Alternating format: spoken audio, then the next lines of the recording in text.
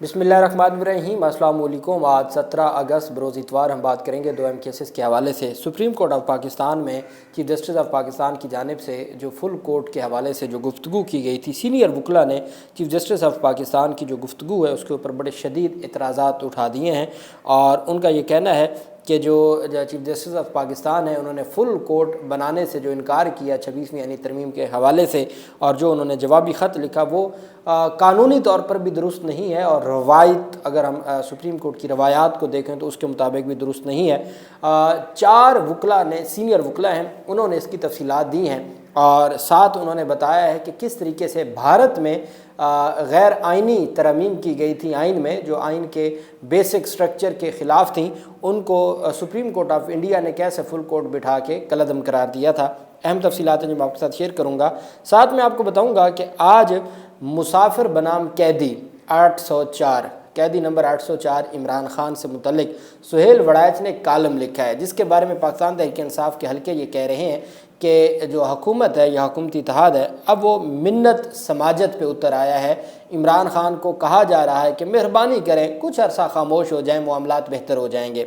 सुहेल वड़ाइच का आज 17 अगस्त का कालम है। आप जानते हैं कि कल भी सुहेल वड़ाइच की जानिब से कुछ बातें की गई कि मेरी मुलाकात हुई और फिर कहा गया कि जी मुआफ़ी मांगनी पड़ेगी, ये होगा वो होगा, इस तरह की कुछ चीज़ें सामने आईं।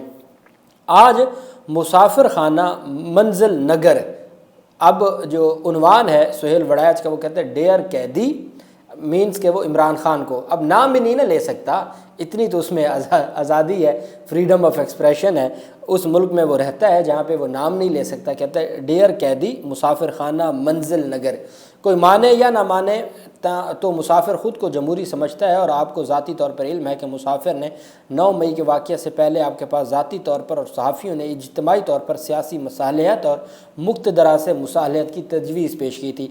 मुसाफिर सुहेल वड़ाइच अपने आप को कह रहे हैं कि जी हमने 9 मई से पहले भी आपको कहा था कि जो इस्टेब्लिशमेंट है, मुक्तदरा इस्टेब्लिशमेंट है, उसके साथ आप मसालहत के साथ सुलह कर लें।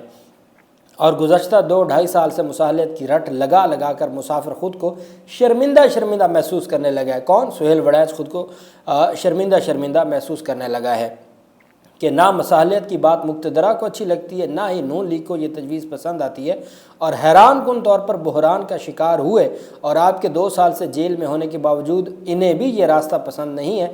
रास्ता अब भी वही है, वरना लड़ाई से कभी ना रास्ता निकला है और ना निकलेगा। वो कह रहे हैं कि इमरान अहमद खान नियाज़ी आप मसालहत कर लें, सुलह कर लें, मुआफ़ी मांग लें। कैदी जी, अब ये जो मैं आपको पढ़ के सुना रहा हूँ ये सुहेल वड़ाइच का कॉलम आज का कॉलम है जंग में 17 अगस्त का। कैदी जी, पाकिस्तान की तारीख़ तज़ादात से भरी हुई है, माजी के वाक़यात से सबक सीख कर ही रास्ता निकल सकता है। मुक्तदरा से सियासतदानों की जंग भी होती रही है और वक्तन फ़वक्तन सियासतदानों की मुक्तदरा की सरपरस्ती भी हासिल होती रही। जुल्फ़िकार अली भुट्टो इक़्तिदार में आए तो उन्हें GHQ में बुलाकर ना सिर्फ मार्शल लॉ का एडमिनिस्ट्रेटर बनाया गया बल्कि सदर का ताज भी उनके सर पर सजाया गया। उस वक्त वो मुक्तदरा के महबूब रहनुमा थे, मगर जब 1977 में जब उन्हें इक़्तिदार से उतारा गया तो वो मातूब हो गए। उस वक्त 2 नुक्ता है नज़र थे कि जनरल ज़ियाउल हक नॉन पॉपुलर थे, 2/3 अक्सरियत वाले वज़ीर आज़म को हटाकर फ़ौज अपना इक़्तिदार ज़्यादा देर बरकरार नहीं रख सकेगी। ये भी ख्याल था कि भुट्टो जैसे पॉपुलर लीडर को जेल में रखना और फांसी देना नामुमकिन है। एक नुक्ता नज़र ये था कि भुट्टो ज़ियाउल हक से लड़ाई ना करें, खामोशी से जलावतनी इख्तियार करें और दोबारा अच्छा वक्त आने पर वापस आ जाएँ। मगर भुट्टो साहब और उनके जियालों का नुक्ता नज़र गालिब रहा, जिसके मुताबिक मखासमत, लड़ाई और सियासी जिद्दोजहद ही बेहतरीन रास्ता है। अब मुझे बताएं, मैं सुहेल वड़ाइच से ये सवाल पूछता हूँ कि जुल्फ़िकार अली भुट्टो ने कंप्रोमाइज़ ना किया, जान दे दी ना जान। अच्छा, अगर वो मसालहत ही कर लेते, अगर वो उनके जो जलावतनी कर लेते, अल्टीमेट ही मरना ही था ना, ज़ियाउल हक भी तो मर गया ना। तो अगर वो सुलह भी कर लेते तो आज जो जुल्फ़िकार अली भुट्टो का मुकाम है, क्या जुल्फ़िकार अली भुट्टो को वो मुकाम मिलता जो वो मुज़ाहमत की वजह से मिला था? मरना तो फिर भी था, ज़ियाउल हक भी तो मर गया ना, परवेज़ मुशर्रफ की भी तो डेथ हो गई। तो अगर ये कहे कि अगर जुल्फ़िकार अली भुट्टो मुसालहत कर लेता, जलावतनी कर लेता, अच्छे वक्त में वापस आ जाता तो क्या होता? अल्टीमेट फिर उसने डेथ तो एक ऐसी हकीकत है, अबदी हकीकत है जिसको झुटलाया नहीं जा सकता। लेकिन आज जो इज़्ज़त है जुल्फ़िकार अली भुट्टो की वो इस बुनियाद पर है कि वो झुके नहीं थे। आखिरी वक्त में پہلے ان کی لائف میں بہت ساری چیزیں ہیں جس سے اختلاف کیا جا سکتا ہے، لیکن وہ آخری وقت میں جھکے نہیں تھے، اور ضیاء الحق جو اپنے آپ کو امیر المومنین تک سمجھتے تھے وہ بھی تو چلے گئے نا۔ آج ان کا کہاں نشان ہے اور کہاں ان کی، آج تو وہ جن کو لے کے آئے تھے وہ جماعتیں بھی، وہ رہنما جن کے وہ سیاسی باب تھے یا وہ جماعتیں، آج وہ ان کا ذکر نہیں کرتی، کوئی اور کیا کرے گا۔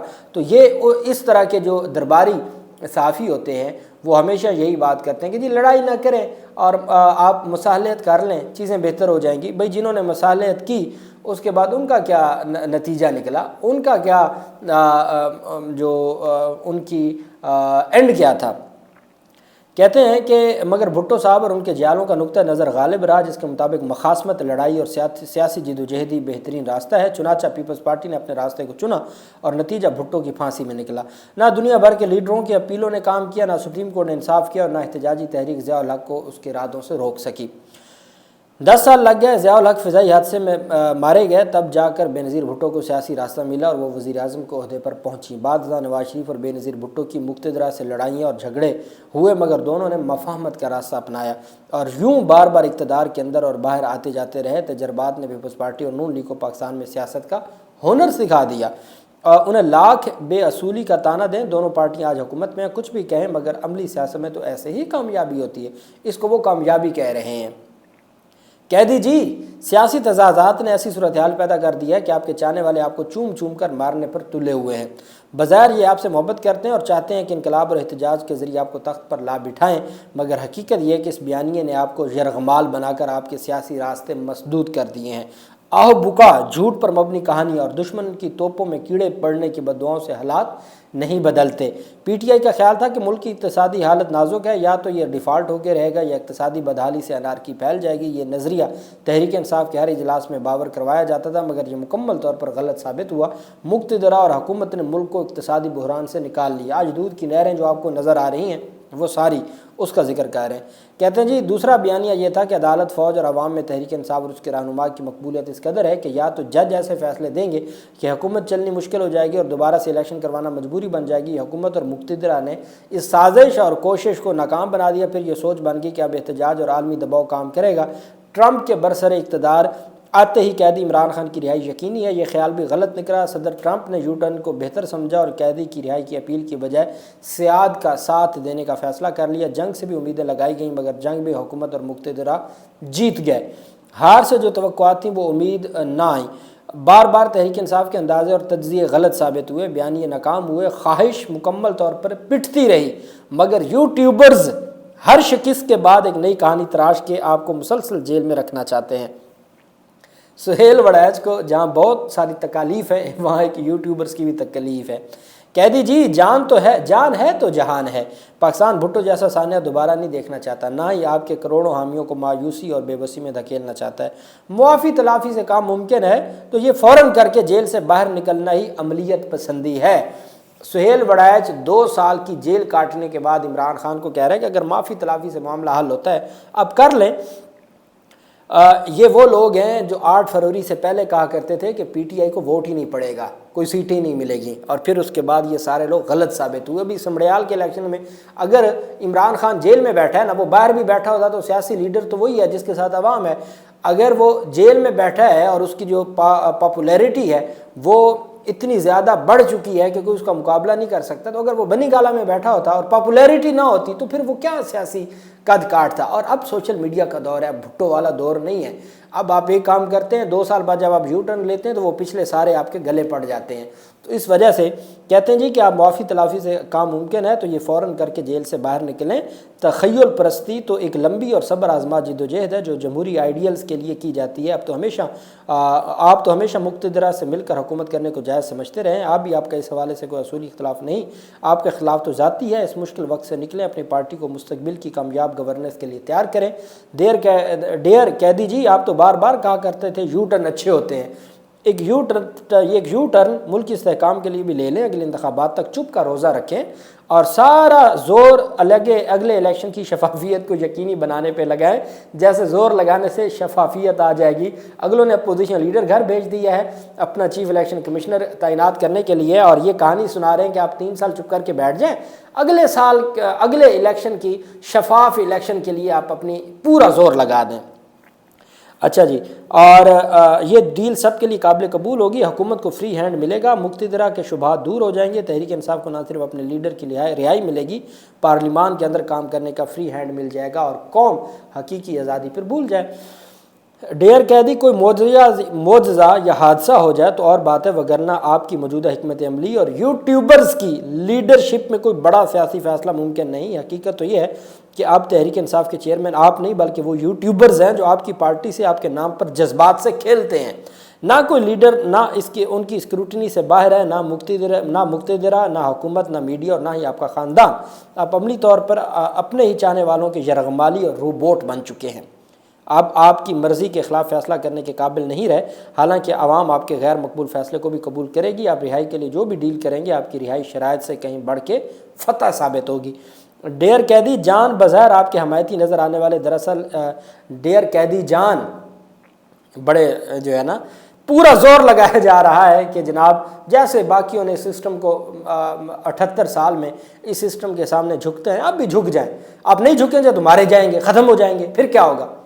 اب یہ سہیل وڑائچ اپنا جو کالم ہے اس میں یہ بیسک وہ یہ فلسفی دینا چاہتے ہیں کہ آپ جھک جائیں اور 3 سال کے بعد پھر آپ اٹھ جائیں گے۔ جیسے نواز شریف بار بار باہر چلے جاتے تھے پھر واپس آ جاتے تھے، تو انقلاب اسی سے ہی آنا ہے۔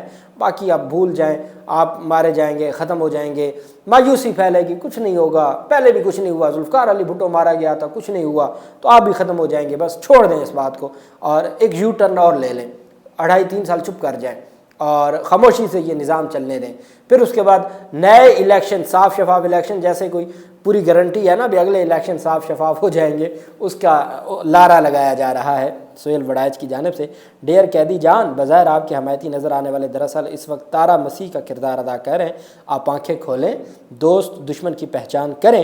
آپ کی رہائی کے راستے میں جو بھی فرد یا شرط حائل ہے وہ آپ کی دشمن ہے، اور ہر وہ شرط یا فرد جو آپ کو رہائی دلانا چاہتا ہے وہ آپ کا مخلص دوست ہے۔ تاریخ آپ کے دروازے پر دستک دے رہی ہے، فیصلہ آپ نے کرنا ہے۔ اب سہیل وڑائچ کا یہ کالم میں نے آپ کے سامنے پڑھ کے آپ کو بتایا ہے۔ اب عمران خان تو جیل میں بیٹھے ہیں، ان کو تو اس طرح کی باتیں، اب تو یہ جو پبلکلی اس طرح کی باتیں آنا شروع ہو گئی نا کہ معافی مانگ لیں، چھوڑ دیں، ضد چھوڑ دیں، معافی مانگ لیں۔ کل تک تو کہا جاتا تھا ہم بات نہیں کریں گے، اب کہا جاتا ہے چلیں کوئی نہیں، معافی مانگ لیں، فارمیلٹی ہے، معافی مانگ کے ختم کریں۔ اب وہ پبلکلی جو ہے وہ سہیل وڑائچ یا حکومتی اتحاد کے لوگ اس طرح کی باتیں کہہ رہے ہیں، اور ان تمام چیزوں کو اگر مد نظر رکھا جائے تو پھر میں یہ سمجھتا ہوں کہ یہ آپ نے فیصلہ کرنا ہے، یہ پاکستان تحریک انصاف کے چاہنے والوں نے فیصلہ کرنا ہے۔ آپ نے اپنے کمنٹس میں بتانا ہے کہ سہیل وڑائچ جو بات کر رہے ہیں کیا عمران خان کو یہ بات ماننی چاہیے، یہ پھر ریفرینڈم ہو جائے گا کہ عمران خان کے جو چاہنے والے ہیں یا پاکستانی شہری وہ کیا سمجھتے ہیں اس پوری صورتحال میں۔ اچھا، دوسری طرف آپ یاد رکھیے گا سپریم کورٹ آف پاکستان کا میں نے آپ کو بتایا کہ 26ویں ترمیم ہو گئی اکتوبر کے اینڈ میں، اور یا افریدی چیف جسٹس بن گئے۔ 31 اکتوبر کو 2 رکنی پریکٹس اینڈ پروسیجر کمیٹی نے، اس وقت آئینی بینچ نہیں تھا، اس وقت عمل درآمد شروع نہیں ہوا تھا، اس وقت صرف supreme court practice and procedure committee تھی۔ 3 ممبران تھے، یا افریدی، منصور علی شاہ اور منیب اختر۔ منصور علی شاہ اور منیب اختر نے اجلاس بلایا، فل کورٹ میں لگا دی 26ویں ترمیم کے خلاف درخواستوں کو 4 نومبر کے لیے۔ 4 نومبر کو رجسٹرار آفس نے وہ کاز لسٹ جاری نہ کی، وہ کیس سماعت کے لیے مقرر نہ ہوا۔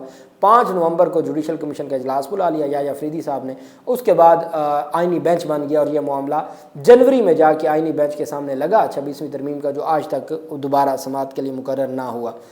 خطوط وقتاً فوقتاً لکھے جاتے رہے۔ 10 مہینوں کے بعد یا افریدی صاحب کے وہ جو خطوط تھے، جوابی خطوط، وہ سامنے ہے، وہ میں نے آپ کو سارے پڑھ کے سنائے۔ اب سینئر وکلا کیا کہتے ہیں، میں صرف وہ آپ کو بتانا چاہتا ہوں کہ سینئر وکلا کی جانب سے کیا دی گئیں۔ عبد المعیز جعفری وہ کہتے ہیں he failed to understand why an informal poll of other judges was taken by the Chief Justice of Pakistan after the Practice and Procedure Committee as it then was made a majority decision۔ اچھا، وہ کہتے ہیں کہ جناب والا chief justice of Pakistan کے اس فیصلے سے ہم حیران ہیں کہ جب اس وقت پریکٹس اینڈ پروسیجر کمیٹی پر عمل درآمد جاری تھا تو پریکٹس اینڈ پروسیجر کمیٹی کے ہوتے ہوئے جب وہ فیصلہ آ گیا، اس فیصلے کے ہوتے ہوئے چیف جسٹس آف پاکستان کو مزید ججز سے کیوں پوچھنا پڑا، پول کیوں کروانا پڑا کہ جی ہمیں فل کوڈ بنانا چاہیے یا نہیں بنانا چاہیے؟ جب فیصلہ آ گیا تھا، جب پریکٹس اینڈ پروسیجر کمیٹی کا فیصلہ آ گیا تھا، پھر چیف جسٹس آف پاکستان پول کیوں کہہ رہے تھے، باقی ججز سے کیوں پوچھ رہے تھے؟ کہتے ہیں میں I similarly feel to understand why such a determination of it was needed after the committee decision was not taken in a formal full court meeting. وہ کہتے ہیں کہ دوسری بات یہ ہے کہ اگر ایسی کوئی ضرورت تھی کہ جی یا افریدی صاحب یہ سمجھتے تھے کہ ہماری جو ججز کی ہم آہنگی ہے وہ خراب ہو جائے گی اور پبلک ڈسکس کرے گی ججز کے معاملات کو، اگر کچھ ایسا تھا اور آپ فل کورٹ نہیں بلانا چاہتے تھے 26ویں ترمیم پہ، تو آپ کم از کم ایک فل کورٹ میٹنگ بلا لیتے، فل کورٹ اجلاس بلا لیتے اور اس میں ڈیسیجن ہوتے اور اس میں اس کے منٹس آف دی میٹنگ سامنے آتے۔ آپ نے یہ جو غیر رسمی ججز سے پوچھا اور اپنے خط میں ذکر کیا کہ میں نے غیر رسمی طور پر ججز سے پوچھا، 9 ججز نے کہا کہ ہمیں فل کورٹ نہیں بنانا چاہیے، تو یہ اس کی کیا حیثیت ہے؟ چونکہ supreme court practice and procedure committee کا فیصلہ تھا اور ساتھ وہ کہتے ہیں کہ آپ کو پھر فل کورٹ میٹنگ بلا لینی چاہیے تھی۔ کہتے ہیں میں حیران ہوں، اور وہ کہتے ہیں کہ میں واقعی ناکام ہو چکا ہوں یہ دیکھنے میں کہ چیف جسٹس آف پاکستان نے یہ کیسے کیا۔ کہتے ہیں I also feel to understand why the chief justice of Pakistan was willing to interpret the 26th amendment in favor of the executive influence and reluctant to have the amendment's constitutionality first tested by a full sitting of his peace۔ وہ کہتے ہیں میں حیران ہوا کہ میں یہ بھی سوچنے میں ناکام ہوا کہ چیف جسٹس آف پاکستان نے یہ کیوں فیصلہ کیا کہ بجائے اس کے کہ جو ایگزیکٹو نے ایک امینڈمنٹ کی اور ایگزیکٹو خود ایک بینچ بنا کے اس امینڈمنٹ کی آئینی حیثیت کو چیک کرنا چاہتی ہے، تو چیف جسٹس آف پاکستان کیوں ایگزیکٹو کے ساتھ کھڑے ہو گئے؟ ان کو تو چاہیے تھا اپنے تمام ساتھی ججز کو بٹھاتے فل کورٹ میں اور اس میں دیکھتے کہ کیا یہ جو 26ویں ترمیم ہے یہ درست ہے یا نہیں ہے۔ ایڈوکیٹ اسد رحیم خان کہتے ہیں کہ said the job of the chief justice before everything else is to preserve the independence of the judiciary, not to accept its subordination by the executive۔ انہوں نے کہا کہ چیف جسٹس آف پاکستان کی سب سے بڑی ذمہ داری تو یہ تھی کہ وہ عدلیہ کی آزادی کے لیے اپنا کام کرتے، ان کا یہ کام نہیں تھا کہ وہ ایگزیکٹو کے ماتحت ہو کے کام کرتے۔ Should former Chief Justice Nasir ul Mulk have put off a full court from hearing the challenge to the 21st Amendment by arguing that Article 175(3) had already been amended and there was nothing left for the court to do doubt it, for or against the judges decide according to their conscience and the law is settled against their, that is their job۔ انہوں نے کہا کہ ناصر الملک chief justice تھے، 21ویں ترمیم ہوئی جس میں آرمی عدالتیں بنائی گئی۔ کہتے ہیں ناصر الملک چیف جسٹس تھے، انہوں نے فل کورٹ بلائی، فل کورٹ بلا کے انہوں نے کہا کہ آئین کا آرٹیکل 175(3) میں پہلے ہی عدالتی نظام کو ڈسکس کر لیا گیا ہے، اب یہ آرمی عدالتیں سے کہاں سے آ گئی؟ کہتے ہیں انہوں نے فل کورٹ بلائی، اس میں میجورٹی ججز نے ان جو فوجی عدالتیں تھیں ان کو درست قرار دے دیا فار دی ٹائم بینگ، 2 سال کے لیے۔ تو انہوں نے کہا کہ بس ٹھیک ہے، انہوں نے فل کورٹ بلائی، ان کی ذمہ داری پوری ہو گئی تھی چیف جسٹس آف ناصر الملک کی۔ کہتے ہیں the general judicial regression is 30 years where the amendments very passage is under a cloud can't be treated as a fade۔ وہ کہتے ہیں کہ اگر اس لاجک کو دیکھا جائے تو پھر تو جو پی سی او کے تحت ججز تھے ان کا جو معاملہ تھا اس وقت جو آئین میں ترمیم کی گئی تھی ان ساری چیزوں کو بھی پھر درست مان لیا جائے گا، چونکہ آئین میں آ گیا تو جو آئین میں آ گیا اس کو ماننا لازمی ہے۔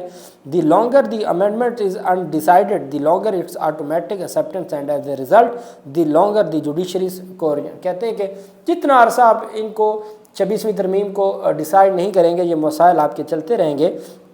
فارمل جو سابق ایڈیشنل اٹارنی جنرل ہیں وقار Rana said it would have been just fair and proper that 26th amendment cases were listed for hearing prior to the meeting of the newly formed Judicial Commission of Pakistan which appointed a constitutional bench۔ وہ کہتے ہیں کہ سب سے پہلے جو 26ویں ترمیم تھی اس کی آئینی حیثیت کو جانچنے کے لیے آپ کو جوڈیشل کمیشن آف پاکستان کا اجلاس بلانا، یعنی کہ اس ترمیم پر عمل درآمد سے پہلے اس ترمیم کی آئینی حیثیت کو جانچنے کے لیے آپ کو فل کورٹ بنانا چاہیے تھا۔